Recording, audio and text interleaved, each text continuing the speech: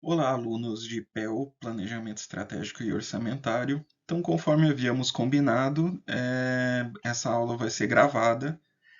Eu vou fazer, nesse primeiro momento, a correção da P3, depois a gente faz um processo de revisão e eu entro com insights de um conteúdo novo, tá ok? Então, o planejamento inicial são 3 vídeos. Vamos lá? Bom, essa perguntinha foi uma surpresa na prova, né? Provavelmente todo mundo acertou, porque é uma pergunta recorrente, é uma pergunta que já caiu nas outras avaliações e todo mundo sabia que ia cair. Então, o que é o conceito de planejamento estratégico discutido na disciplina e o que é o conceito de orçamento? Então, os conceitos discutidos na disciplina foram de acordo com o Djalma, aquele livro vermelho de planejamento estratégico, e o conceito de orçamento que nós utilizamos foi o do Roge. Então, a gente sabe que o planejamento estratégico ele não é realizado uma única vez, ele é um processo contínuo.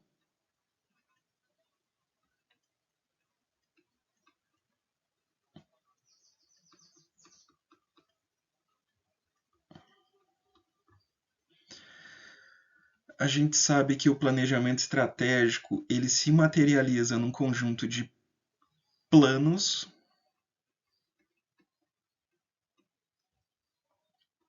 programas,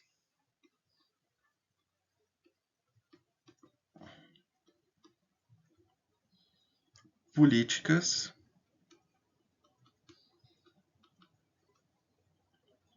e ações.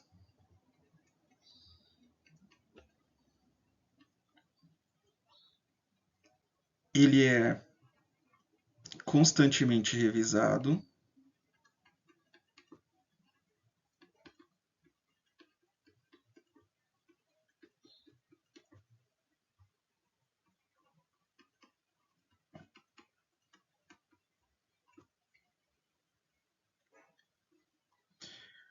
O objetivo de se planejar é criar ou manter uma vantagem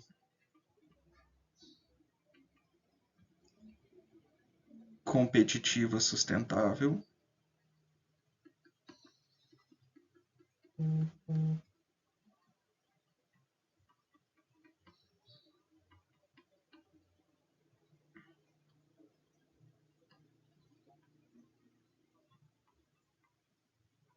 Buscando reduzir incertezas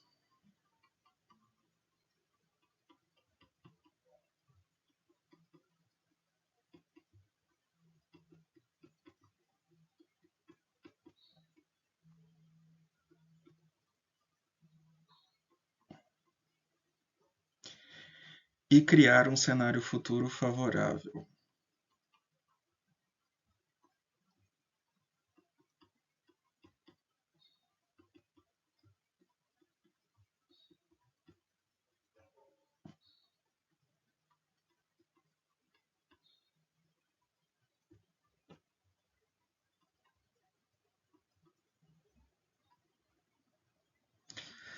E o conceito que a gente viu do Roge de orçamento é definir o rumo da empresa para o resultado desejado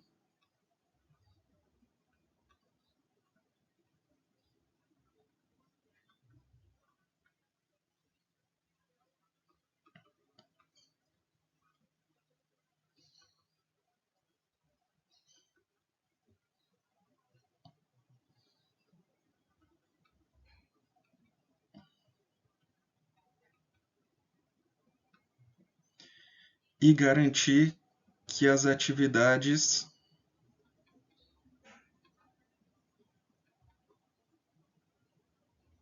executadas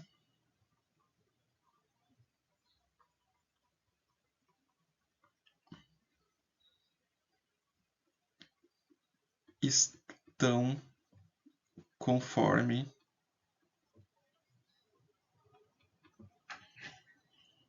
plano orçamentário.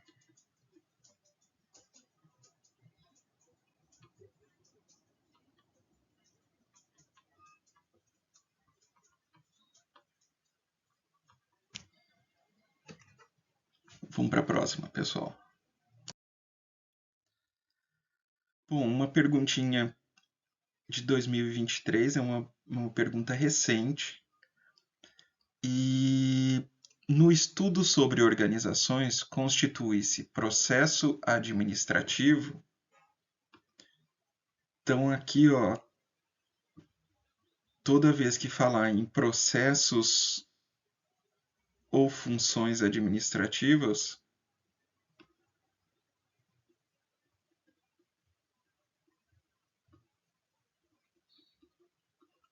já tem que abrir o alarme, né? Do PODC.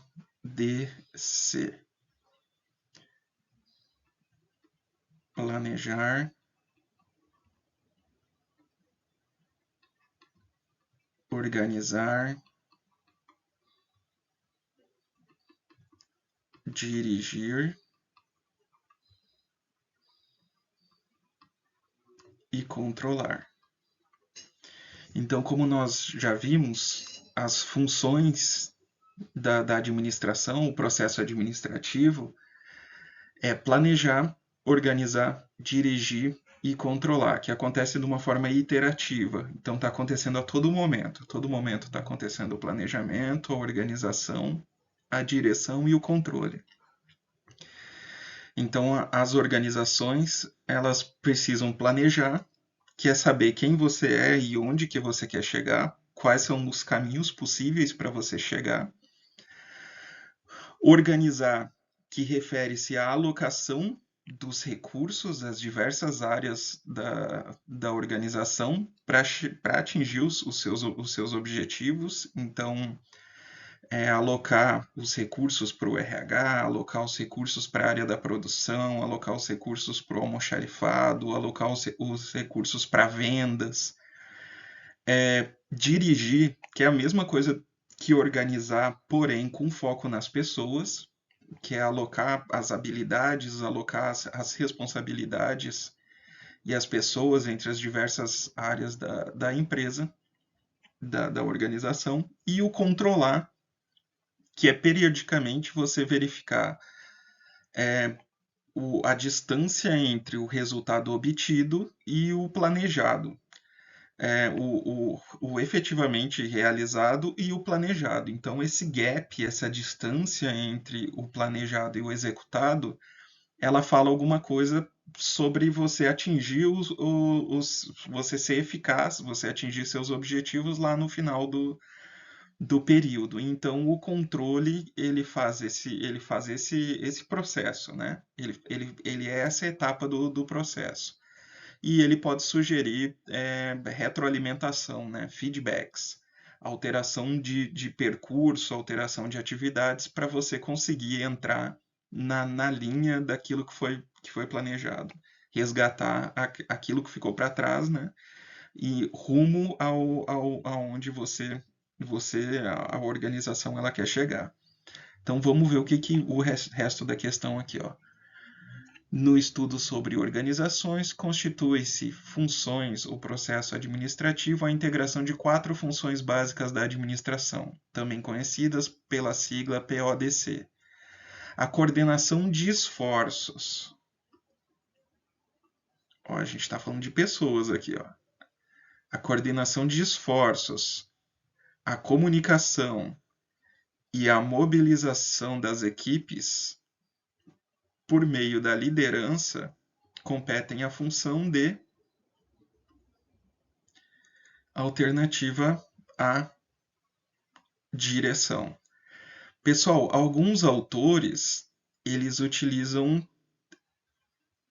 liderança ao invés de dirigir. Tá ok?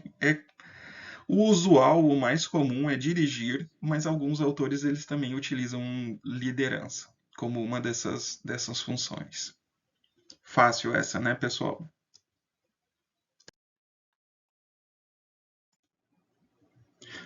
Questão número 3.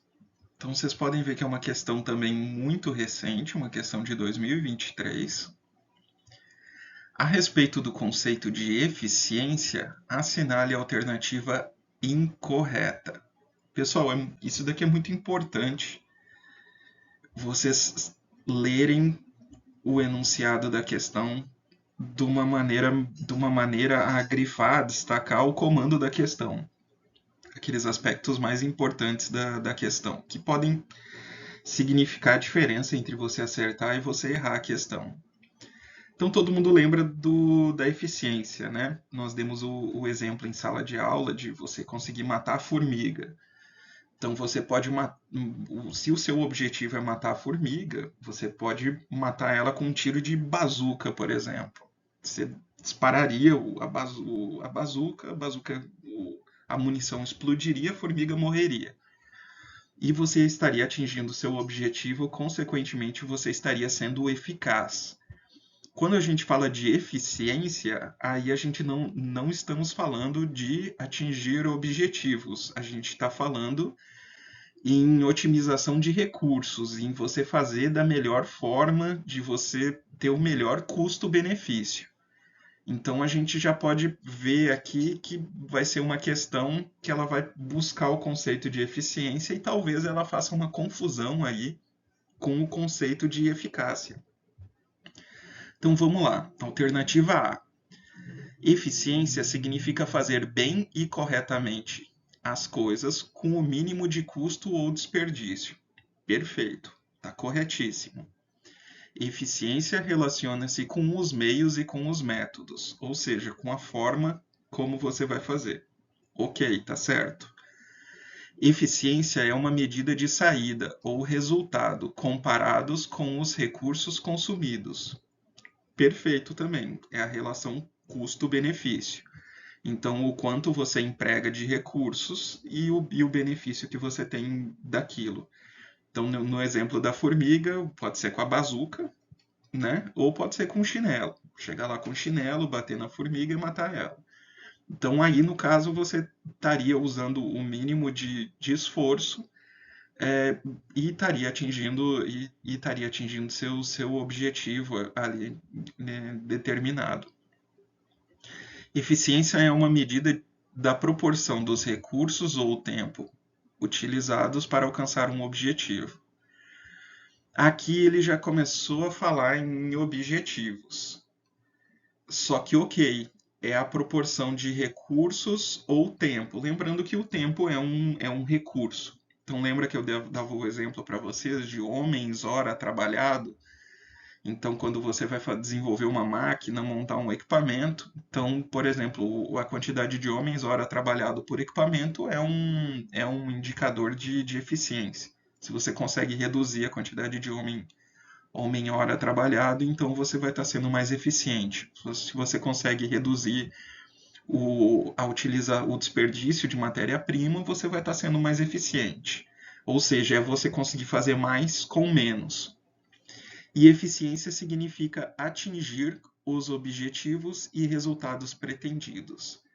Então, esse daqui é o conceito claro de eficácia.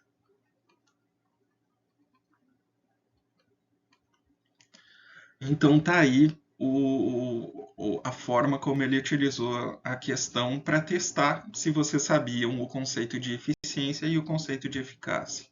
Então, se souber, fica claro. Essa daqui, a alternativa E, é a alternativa incorreta. Outra questão recente, a questão número 4, ela é de 2022. Os princípios gerais da administração orientam o gestor no desenvolvimento sobre as suas funções, entre as quais destaca-se a função de planejar. Então aqui a gente já lembra, ó, funções ou processos administrativos, né? PODC. Planejar, organizar, dirigir e controlar.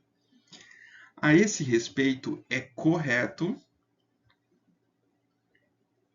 afirmar que há 3 níveis de planejamento, que se diferenciam quanto ao prazo de abordagem, sendo longo, médio e curto prazos, denominado respectivamente de... Pessoal, aqui tem que ter um pouquinho de interpretação de texto também. Então, vocês lembram aqui da pirâmide do planejamento, né? Dos níveis de planejamento. Então, o topo é o estratégico,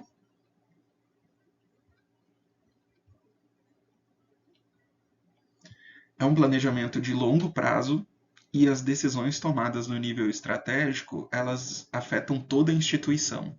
Então, são decisões institucionais. O tático ou departamental é um nível intermediário entre o estratégico e entre o operacional. Acontece ali no nível do departamento, as decisões tomadas ali afetam os departamentos e elas são de nível gerencial, né? de nível departamental. São de médio prazo. Então aqui a gente tem longo prazo, médio prazo e operacional, que é curto prazo. São as decisões pontuais, diárias e rotineiras. Tá ok? Então, pessoal, ele pediu longo, médio e curto prazo, respectivamente. Então, você tem que obedecer a ordem que ele falou. Então, primeiro tem que ser de longo prazo, depois de médio prazo, depois de curto prazo. É uma pegadinha, é uma questão de que, além de você saber o conteúdo, né, você tem que saber interpretar texto. Você tem que saber que, respectivamente, você tem que respeitar o prazo. Então, estratégico, longo prazo, estratégico, tático e operacional. Alternativa A. É uma questão simples, uma questão fácil, mas tem que ter um conhecimento pré-existente de base. Questão número 5, pessoal. O Plano Estratégico 2012-2015 do IBGE, Instituto Brasileiro de Geografia Econômica, define a missão institucional como retratar o Brasil com informações necessárias ao conhecimento da sua realidade e ao exercício da cidadania. O conceito de missão, olha só, pessoal, às vezes a gente consegue economizar tempo indo direto para o comando da questão, né? Então ele tem todo aquele preâmbulo, né? Aquele texto introdutório, quando na verdade ele quer saber o conceito de missão. Então vamos lá. Declara sucintamente a razão de ser da instituição, a finalidade da sua existência, revelando o que ela faz e para que faz. Pessoal, tá certíssimo. É bom olhar as demais alternativas, porque às vezes as bancas elas colocam mais de uma correta. Então você tem que avaliar qual é a mais correta. Mas está certíssimo. Missão, visão, valores, a definição do negócio são declarações. Declaração sucinta, ok? É uma declaração pequena, da razão de ser da instituição, a finalidade da sua existência, revelando o que ela faz e para que faz. Perfeito. Estabelece o conjunto de crenças impulsionadoras de comportamentos cotidianos a serem seguidos pelo corpo funcional. Então aqui a gente está falando mais de política, né?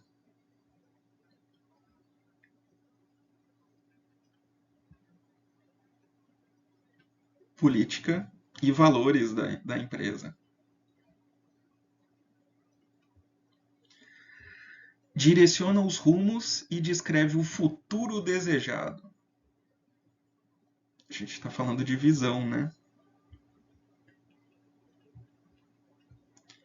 Pela instituição no horizonte de tempo do plano estratégico. Alternativa D. Aponta as condições essenciais para a efetividade da estratégia estabelecida para o seu cumprimento. Não. Alternativa E estabelece os conjuntos de atividades realizados pela instituição que contribuem sinergicamente para atingir os seus objetivos estratégicos. Também não. Então, alternativa A, claramente, que é o conceito de missão, né? A razão de existir da organização. Bom, vamos à questão número 6. A questão número 6 é uma questão de 2013 e ela traz a hierarquia de necessidade de Maslow. Então, relembrando o contexto que nós vimos ela, então nós discutimos a hierarquia das necessidades de Maslow, aquela pirâmide de Maslow, quando nós estávamos falando sobre a questão de definição do negócio, a definição restrita e a definição ampla. Então, a definição restrita de negócio por parte das organizações, ela foca o produto que a empresa produz. E a definição ampla, ela foca a necessidade que esse produto atende ou que a empresa atende. Então, um exemplo que eu dei para vocês é o exemplo das empresas de petróleo.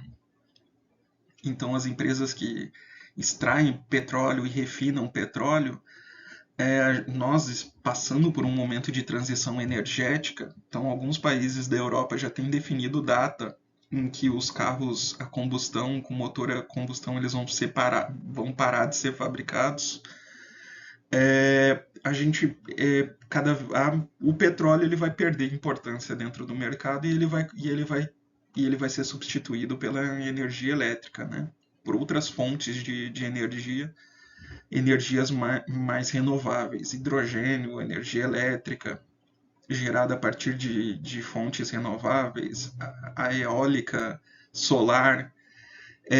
Então essas empresas elas já incorporaram nas suas intenções estratégicas que elas não são uma empresa apenas de petróleo, que elas são uma empresa de energia.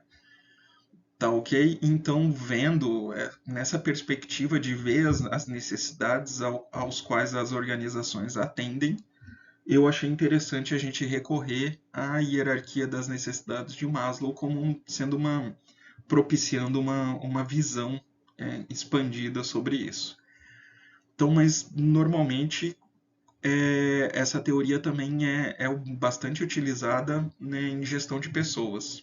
Então vamos ao enunciado aqui. A hierarquia de necessidades de Maslow é uma teoria de motivação de equipes utilizada por gerentes de projetos para estimular os recursos humanos.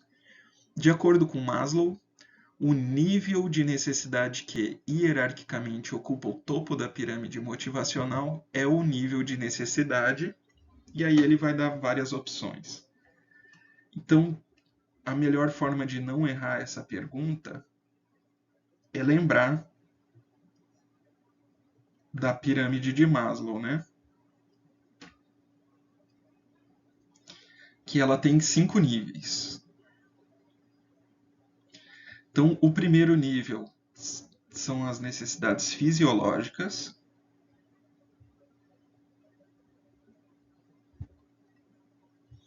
Então, a necessidade de alimentação, a necessidade de sono, são aquelas necessidades mais básicas. Depois, a necessidade de segurança. A necessidade social, a necessidade de segurança, tanto segurança física como segurança mental, né? Segurança psicológica. As necessidades sociais, que dizem respeito a você estar inserido dentro de um grupo. Então, o ser humano ele é um ser social e nós sentimos a necessidade de estarmos inseridos dentro de um grupo. A necessidade de estima, que é a necessidade de ter uma posição de respeito dentro desses grupos ao qual vocês estão inseridos, e a autorrealização,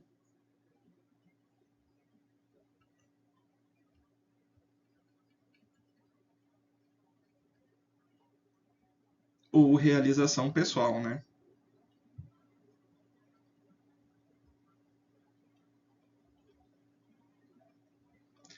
Então, se vocês têm o conhecimento da teoria, fica mais fácil de entender. Alguns autores eles mudam uma palavrinha ou outra. Então, a social não, né?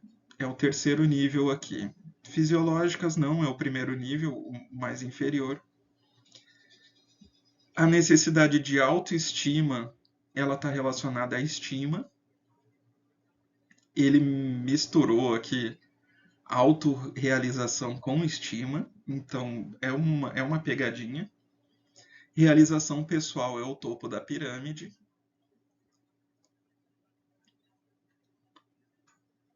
E de proteção e segurança seria esse segundo nível aqui, mais pertinho da base da pirâmide. Então, lembrando que a hierarquia das necessidades de Maslow, essa teoria, ela falava que para você se preocupar com o nível subjacente, você tem que ter resolvido o nível inferior. Então, se você for pensar nisso como gestor, para você se preocupar, por exemplo, em criar uma equipe coesa, que tenha um sentimento de equipe, você tem que resolver antes as necessidades fisiológicas e as necessidades de segurança dessa sua equipe. Para você galgar um sentimento de estima dentro dessa equipe, os demais níveis têm que estar solucionados, né? Para você chegar na autorrealização ou na realização pessoal, os níveis inferiores eles têm que estar todos resolvidos. Bem, pessoal, a questão número 7 é: para que uma meta seja realista, deve estar relacionada a uma métrica.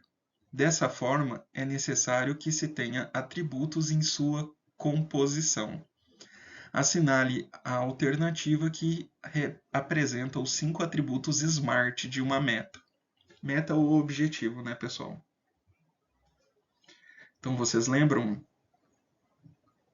S de específico, M de mensurável, miserable, o A de atingível, o R de realizável e o T de time bound, ou seja, vinculado no tempo. Então, específico, mensurável, atingível, realizável e time bound, vinculado no tempo. Então, positiva não existe, né, pessoal? Específica, ok. Moderna, não existe. Seletiva, não existe. Específica, medível ou mensurável, atingível, realista e com tempo definido. Perfeito. Superável, não existe. Ecológica, não existe. Então essa pergunta está bem fácil. É só saber o que compõe um SMART, né? Que são os atributos desejáveis para a definição de uma meta ou um objetivo. Vamos para a próxima. Bom, questão número 8. Os aspectos que devem necessariamente ser identificados para a construção de uma matriz SWOT correspondem a... Então, vocês lembram da matriz SWOT? Então, são as forças e fraquezas.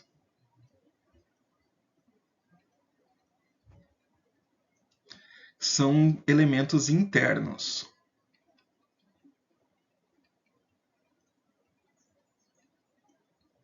Então, são variáveis controláveis.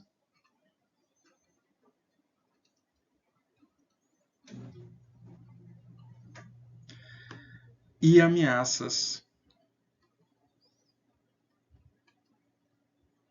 e oportunidades são externos. São variáveis incontroláveis.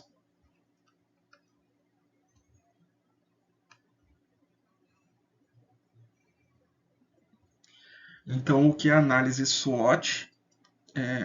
Strength, Weakness, opportunities e threats, forças, SWOT, strength, weakness, forças e fraquezas, opportunities e threats, oportunidades e ameaças. O que é a metodologia SWOT? Ela é uma metodologia usada para você fazer um diagnóstico de uma organização, que você leva em consideração as variáveis internas e as variáveis externas, para ver os pontos fortes, pontos fracos, as ameaças e as oportunidades dessa organização.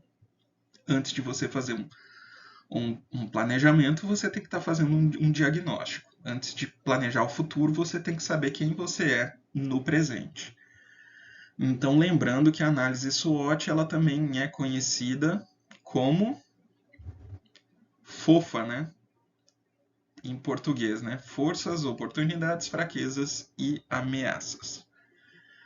Então, alternativa 1. As forças e as fraquezas presentes na organização, ok. É um elemento da matriz SWOT. As ameaças e oportunidades identificadas no ambiente, ok.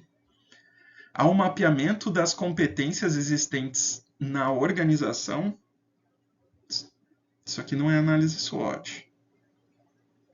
A participação dos lucros e resultados da organização, isso aqui também não é análise SWOT. Então, as questões 1 e 2 estão corretas. Então, ó, 1 e 2. Tá ok, pessoal? Vamos para a próxima. Bom, questão número 9. Também é uma questão bastante recente, uma questão de 2023. E ela fala sobre o modelo das 5 forças de Porter.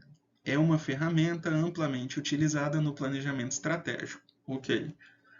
O modelo busca avaliar a atratividade de uma indústria com base em 5 forças competitivas, que influenciam a natureza da competição e o potencial de lucratividade em uma determinada indústria ou setor. Perfeito. É a definição que o Michael Porter dá para esse modelinho aí das 5 forças. Dentre as forças competitivas do modelo estão... Então aí a gente tem que lembrar, né?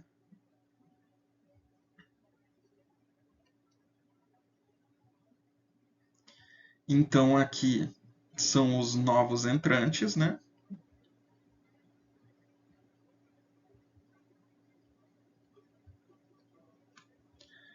Substitutos, poder de barganha de fornecedores, poder de barganha dos clientes e a competição dos já estabelecidos, né? Daquelas organizações que já estão atuando dentro do setor. Então vamos lá, as alternativas. Então a ameaça de novos entrantes, perfeito, ó. Ameaça de novos entrantes. E tecnologia dominante, não existe isso no modelo do Porter. Ameaça de produtos substitutos, ok. E arcabouço legal, não existe arcabouço legal no modelinho de Porter. A rivalidade entre os concorrentes estabelecidos é aqui, ó, o meio do modelinho, e o poder de barganha dos clientes. Perfeito. Alternativa C, a gente sabe que são elementos que estão dentro do modelinho do Porter. Poder de barganha dos fornecedores, ok. Tamanho das empresas do setor. Isso aqui não tem no modelo de Porter.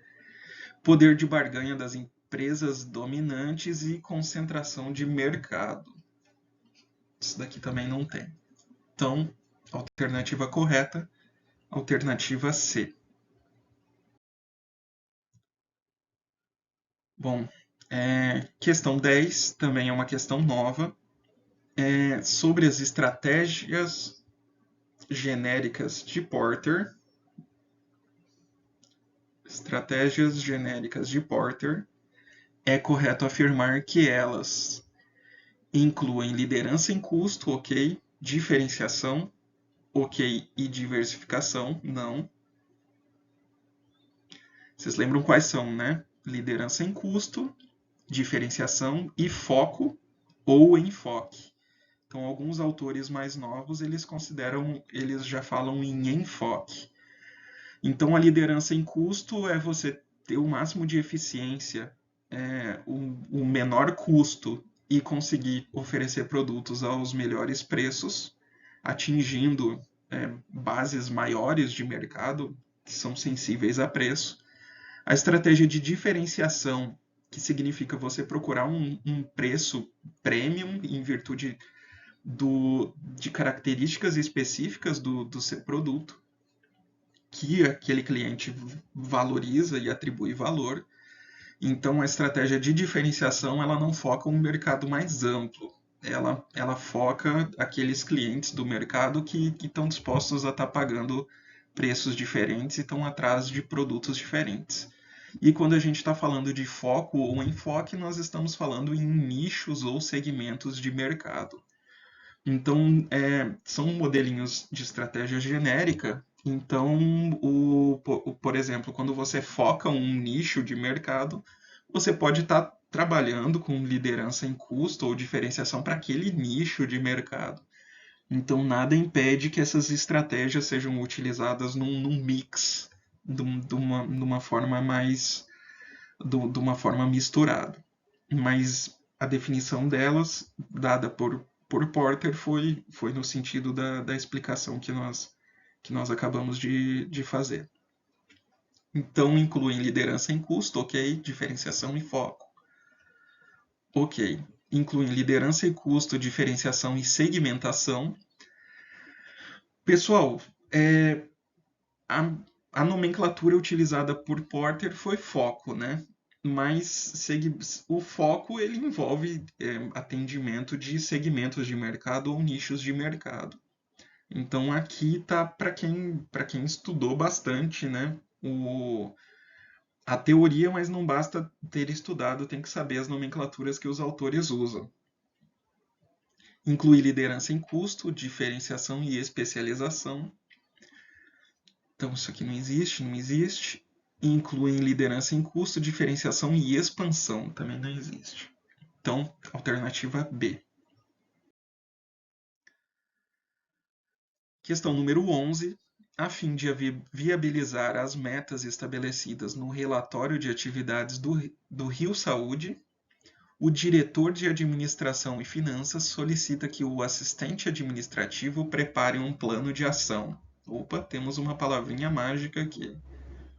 Plano de ação, que contém os seguintes aspectos: o que será feito, por que será feito, quem fará, quando fará, como fará, onde será feito e quanto custa fazer. Então é o 5W 2H, né? Who, quem, when, quando, where, onde,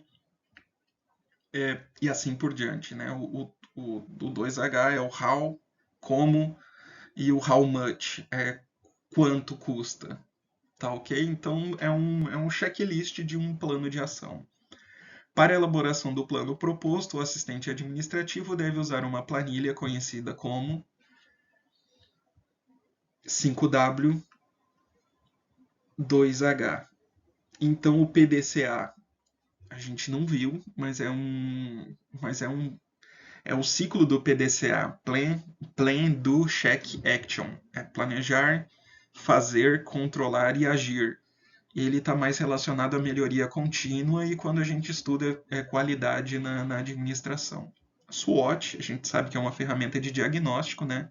Strengths, Weaknesses, Opportunities e Threats. Forças, fraquezas, oportunidades e ameaças.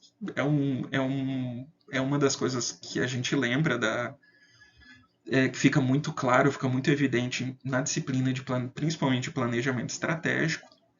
E o PEST, né, é a análise do macroambiente, político, econômico, social e tecnológico. E alguns autores eles acrescentam alguma coisa. A gente viu o PEST com o ecológico lá no final, né? Mas tem o PESTEL, o PESTAL, então tem diversas modificações ali da análise PEST. E o 5W2H, que a gente já viu que é um checklist para você desenvolver um plano de ação, contemplando todos os aspectos que um plano de ação deve possuir.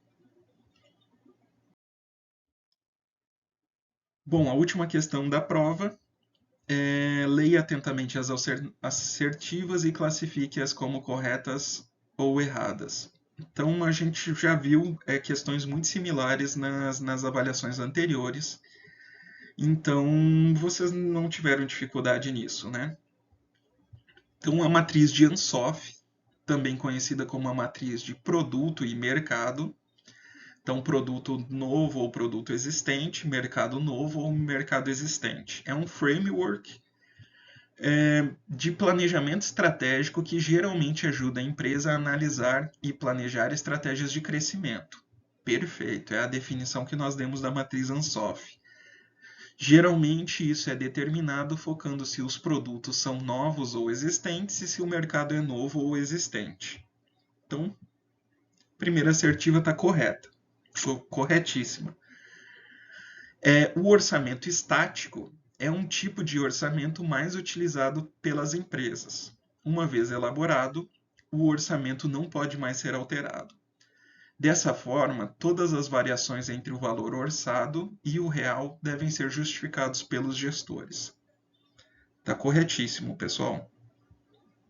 Está conforme o conteúdo que nós vimos na disciplina, né? Então, o orçamento estático ele não pode mais ser alterado. O que pode acontecer é serem feitas novas revisões. O planejamento inicial ele continua, mas se existe alguma coisa não prevista, alguma alteração não prevista no mercado, você pode fazer uma outra versão do planejamento. Mas o estático, ele está feito e ele vai ser base de controle. O orçamento flexível é normalmente utilizado por empresas que atuam em mercados muito dinâmicos. Exemplo, tecnologia avançada ou vestuário feminino. Cobrem períodos menores, 3 a 6 meses, e a cada mês encerrado, um novo período é considerado com a inclusão do mês encerrado e acréscimo de um novo mês. Pessoal, o orçamento flexível, ele é aquele orçamento que possui metas e que uma vez que você atinge aquelas metas, como por exemplo de venda, o orçamento ele muda, ele vai para um novo patamar. Então, o orçamento flexível é um orçamento que ele está vinculado com o desempenho da organização. Esse orçamento que muitas vezes é utilizado em mercados muito dinâmicos, que cobrem períodos menores e que eles são, a cada mês eles são refeitos, é a definição de orçamento contínuo, ou rolling budget, tá certo? Então a alternativa ela tá errada. A palavra orçamento, entre seus diversos significados, refere-se à ação de mudança de trilho de um trem. Bom, pessoal, o orçamento, por definição, ele é um planejamento quantitativo do que a empresa, do que a organização ela vai fazer durante o ano. Então, a gente pode até dizer que é a trilha financeira da empresa, né? Que você vai fazer a checagem ali periódica entre o realizado e o planejado para estar fazendo alguma correção, algum ajuste, alguma retroalimentação, alguma alteração de processo. Então, não é mudança de trilho de trem. Então, quando nós discutimos a origem da palavra orçamento, nós vimos que uma das origens, né, são os navegadores portugueses, que eles usavam o verbo orçar para fazer alusão ao momento em que eles tiravam as caravelas dos portos e eles colocavam elas na linha do vento. Então eles alinhavam as velas com a linha do vento e a caravela seguia aquela linha que já previamente definida, né, da viagem. Então, a palavra orçar, ela referia-se a você seguir a linha do, do vento. Então, não tem nada a ver com trilhos de trem, muito menos com mudança, né? Eu ainda disse uma frase famosa para vocês que o planejamento ele não é trilho, ele é trilha, porque ele é constantemente é uma atividade contínua e ele é constantemente revisado. Em analogia, o documento Plano Orçamentário estabelece os trilhos de ações que gerem os caminhos de uma organização. Então, essa aqui está errada. É isso aí, pessoal. Essa foi a avaliação P3. Então, eu recomendo que vocês façam e refaçam as questões e ela tem o conteúdo da disciplina inteira. E é uma excelente forma de estudar para a avaliação optativa, caso seja a necessidade de vocês, né? Então, nesse momento, alguns acadêmicos já têm nota de aprovação, e os que precisarem da avaliação optativa, é uma oportunidade aí de estar estudando, estar fazendo e refazendo as questões da P3. Que daí vocês estudam para todo o conteúdo da disciplina para a prova. Isso aí, pessoal. Muito obrigado. Vamos para o próximo vídeo.